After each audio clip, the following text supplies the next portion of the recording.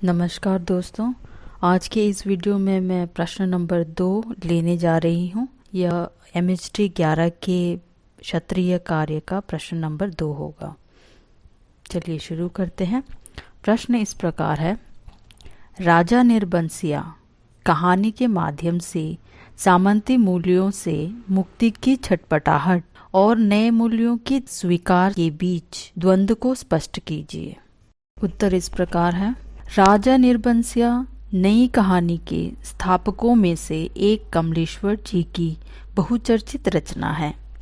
कमलेश्वर जी ने अपनी कहानियों में परंपरा से विद्रोह और अनुभव क्षेत्र की प्रामाणिकता पहचान पर जोर दिया है।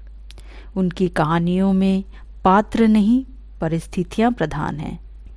राजा निर्बंसिया 1957 ईस्वी में लिखी गई ऐसी ही परिस्थिति प्रधान कस्बाई जीवन से संबंधित कहानी है, जिसके द्वारा लेखक ने समकालीन सामंती परंपरा और समाज की एक झलक दिखलाई है तथा साथ ही साथ नए मूल्यों और विचारधाराओं को भी प्रकट करने की कोशिश की है। इस कहानी में लेखक ने अपने परिवेश वातावरण में आधुनिक मूल्यों की खोज की है। जिस प्रकार कहानी में दोहरी कथा चलती है, वह मानव जीवन की दो अलग अलग परंपराओं का प्रतीकात्मक रूप है। एक सामंती समाज जो समकालीन जीवन में व्याप्त थी और दूसरा नए आधुनिक विचारों के मूल्य जिन्हें अपनाकर मानव जाति अपने पुराने परंपराओं के जंजीरों को तोड़ना चाहती थी। कहानी के अंतर्गत राजा निर्बंसिया नए भावबोध, नए आधुनिक समाज के मूल्यों का प्रतीक है, जबकि जगपति पुराने विचारों, परंपराओं के मूल्यों का प्रतीक है। मुख्य रूप में हम कह सकते हैं कि नए पुराने आदमी का अंतर इस कहानी का कथ्य है। जहां पुरानी कहानी का राजा, जो आधुनिक मूल्यों का प्रतीक है, अपनी रानी को क्षमा करके उसे सहज ही स्वीकार कर लेता है और सुखी अंत को पाता है, वहीं दूसरी ओर जगपति, जो पुराने विचार मूल्यों का प्रतीक है, अपनी पत्नी चंदा को परपुरुष से प्रेम करने का अपराध कभी क्षमा नहीं कर पाता और दुखी अंत को प्राप्त करता है। यह कहानी आधुनिक भावबोध को समक्ष करने में पूरी तरह सक्षम हुई है।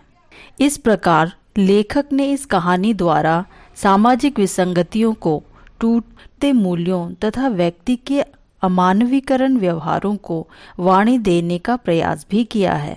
मानवीय संवेदनाओं की गहराई से उजागर किया गया है। जगपति, जो कि बुरी तरह कर्ज में डूबा हुआ है, अपने को सामंतवाद की जंजीरों में फंसा महसूस करता है। वह उससे निकलना, उबरना चाहता है, परंतु बार बार वहीं फंसकर रह जाता है।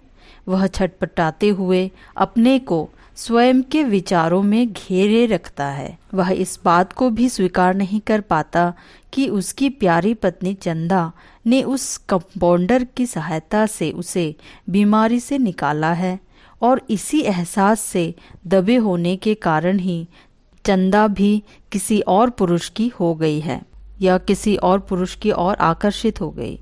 वह स्वयं तो कुछ कर नहीं पाता, ना ही चंदा के बारे में अपने विचार बदल पाता है। परिणाम स्वरूप वह स्वयं अफीम पीकर आत्महत्या कर लेता है।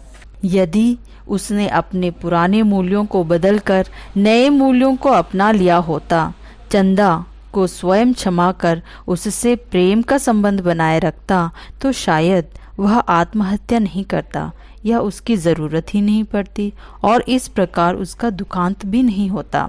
जबकि दूसरी कहानी में राजा निर्बंसिया, जो पुराने समय का कहानी होते हुए भी नए विचारधाराओं को अपनाता है, अपनी पत्नी की गलतियों को स्वयं क्षमा कर प्रेम का संबंध बनाए रखता है और हमेशा सुखी रहता है।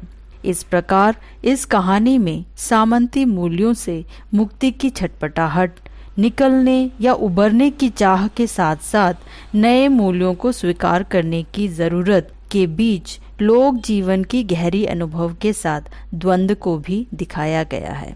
आज के लिए इतना ही। अगले वीडियो हम अगले प्रश्न को लेंगे। मुझे इजाज़त दीजिए। धन्यवाद।